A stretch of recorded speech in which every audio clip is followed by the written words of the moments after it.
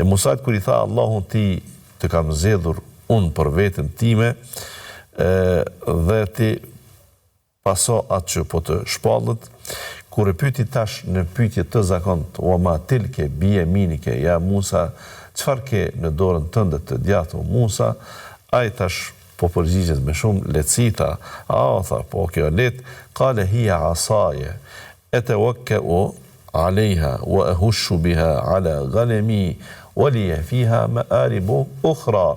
Filloi që të flas, që të lirohet pak në atë zërin që I dridhe, I tha, kjo është shkopi im, shtaka ime. Kjo shkopi im, tha, unë me këtë ruaj baktit. Kishte detyra që kishte bërë edhe tek plaku I Medjenit. Me këtë tha, unë mbështetem fillimisht, më falë. Në këtë mbështetem. Me këtë unë e ruaj baktit, ruaj delet.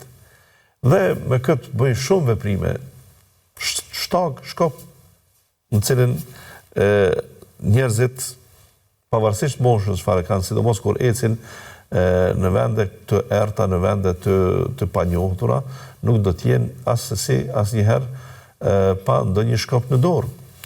E tash kur fillon që të relaksohet paksa biseda e Musait a.s.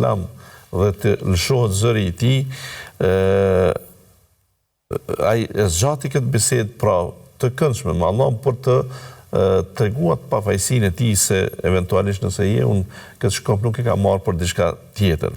Qale elqiha ya Musa, tha hajt pra gjuaje atë shkop. Provoi Musa a.s. e gjuajti dhe fa elqaha fa idha hiya hayyatun tas'a. Kur e pa shkopi I tij që ky njëjtë mirë e përshkroi jashtëzakonisht me detaje. Tha unë mbështetem në të. Unë ruaj delet me të. Unë bëj lloj-lloj veprime me të. Kur e pa shkopin që e hodhi dhe nuk kishte ndonjë farë shejtrie, u shndrua në një gjarpër që po este, filloi shkopi të kërcente, filloi shkopi të lëvizte, o Zoti I Madh. O Zoti I Madh, çfarë është kjo frikë? Çfarë është kjo tash që po ndodh?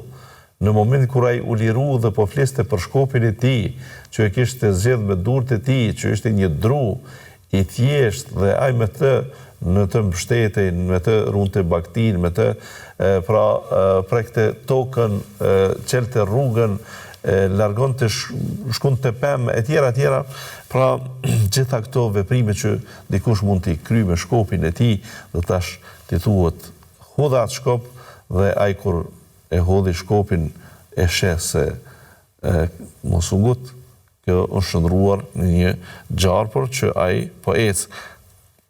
Mirë po, çka ndodhi me Musain a.s. Filloi dhe u largua duke vrapu, duke shku ka familja e tij, që e kishte shumë larg. Dhe u largu dhe e la shkopin, sepse tashmë ai nuk po dinte se çfarë po ndodh. Nuk po dinte se Allahu xhalla xhelaluhu në fakt në ajetin tjetër I pati thënë, ti je në një vend të mirë, të begatshëm, dhe ti edhe ata që jeni rreth zjarrit, pra që kishte shku për të lyp zjarr në atë shtëpi, në atë familje, jeni të begatshëm, të bereqetshëm, mos ke nevojë për me pas asnjë lloj frike.